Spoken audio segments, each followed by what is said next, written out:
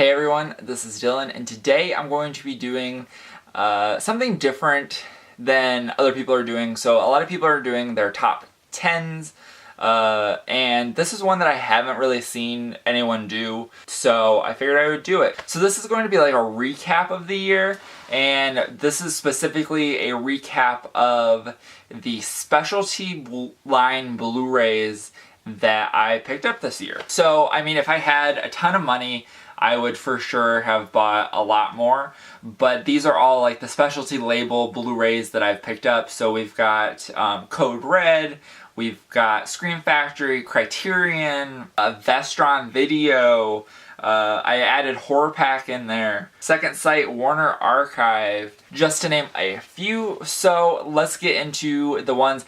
Now, I tried to watch all of these movies before I did this video. I got a majority of them done. There was probably like 5 that I wasn't able to watch before this. So unfortunately, I won't be able to talk too much about them, but I hope you guys will enjoy this nonetheless. So the first one we have is from Code Red, and it's the only one that I have from Code Red, and this is the Boneyard. 100% would recommend that you guys check this out if you have not already checked it out. And it's fairly cheap. It's about 15 bucks or whatever, so not breaking the bank or anything like that. Then we have the only Vestron Video release that I picked up this year, and this is Stephen King's Maximum Overdrive. And this was one of the ones that I hadn't been able to watch. Actually, I've watched about half of this movie, but it was while I was like making food, making dinner one night, and I wasn't necessarily paying a whole lot of attention to it, so I definitely need to go back and try to rewatch this one. Then we have the Horror Pack limited edition that I picked up this year.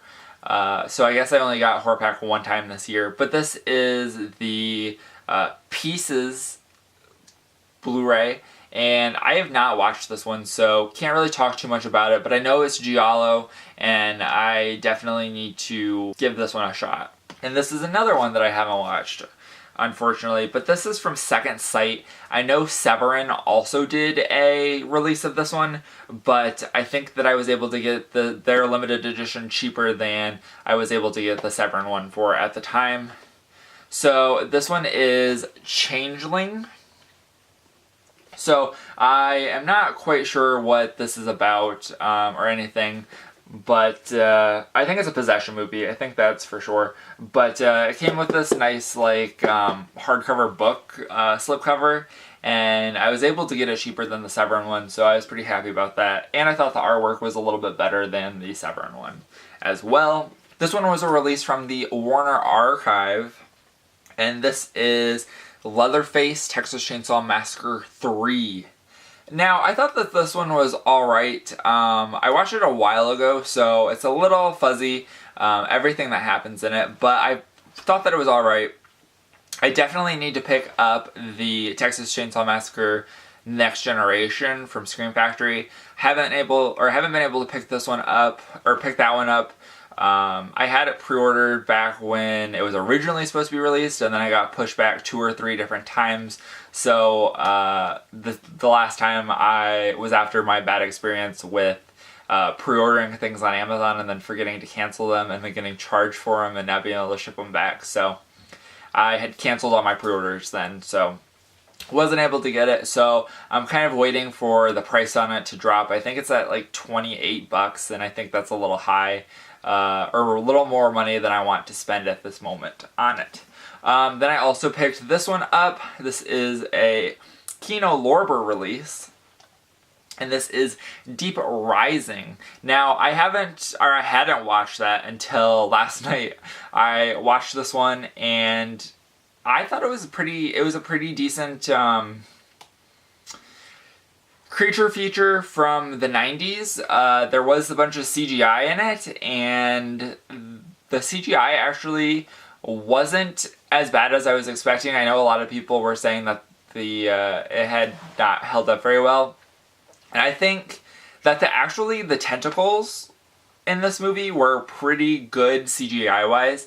Where it got a little rough was when they were towards the end in the ballroom with the big reveal of the creature, which I will say that I had no idea what this was supposed to be at the end, but this was, or in this picture, but that's a pretty accurate representation of the creature in this movie.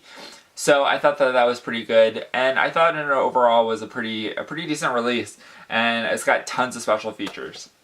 That's one thing about these specialty lines or specialty labels are they like to pack their movies with special features.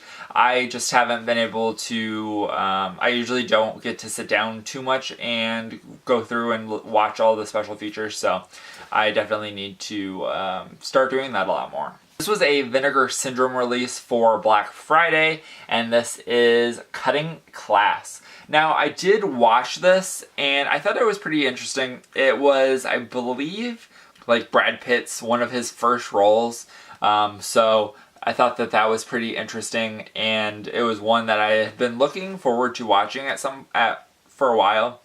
And then Vinegar Syndrome was like, alright, we're going to release it. And I was like, alright, gotta pick it up. Alright, so now we're on to a couple that I got from Criterion. This was also one that I was not able to watch in time.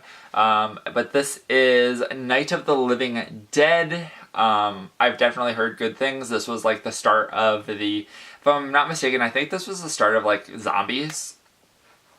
So definitely look forward to watching this whenever I get a chance to. Then we have the Criterion release of Scanners, which I think that this was already released from Criterion. I think I saw that it was released in 2014, but they re-released it this year for something reason or whatever.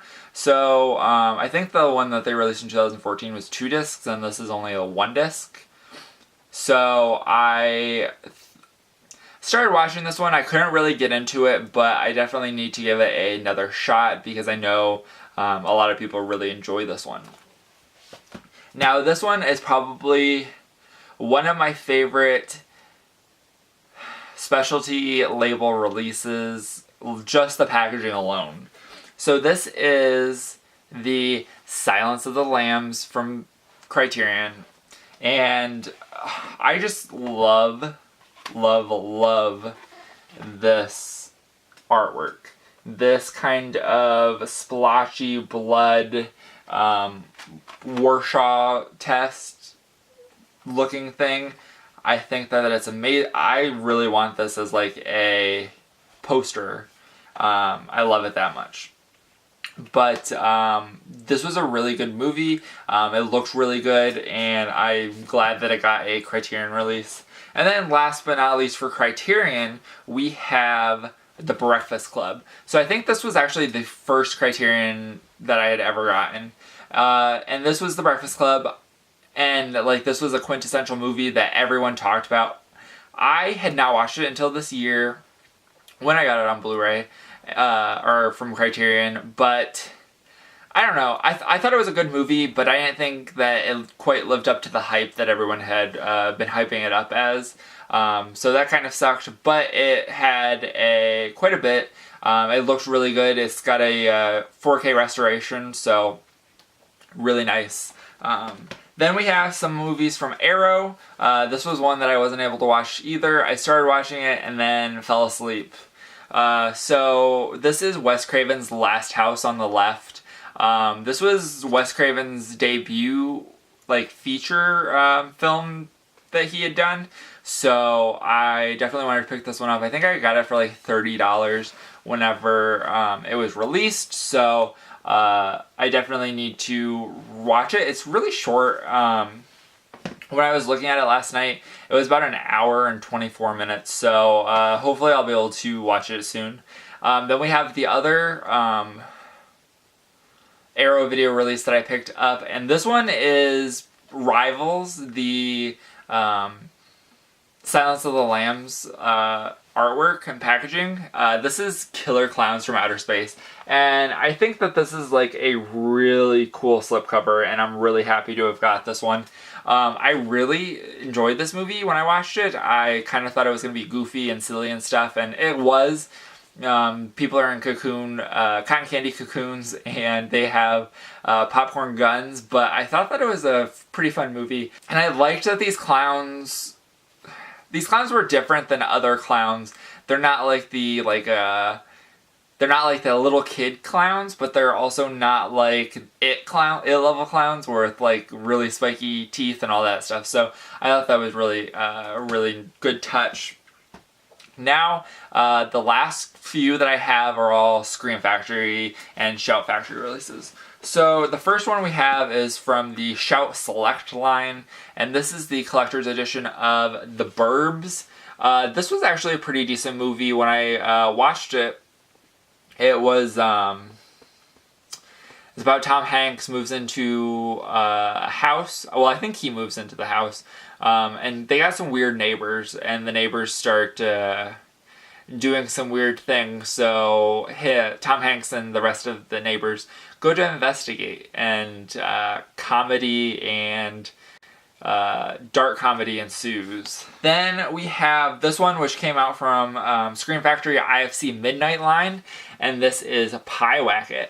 And I was not a huge fan of this movie. I probably will end up doing a review on this just by itself, but I ended up not being the best fan of this movie. So we have that. Then we have our Scream Factory line.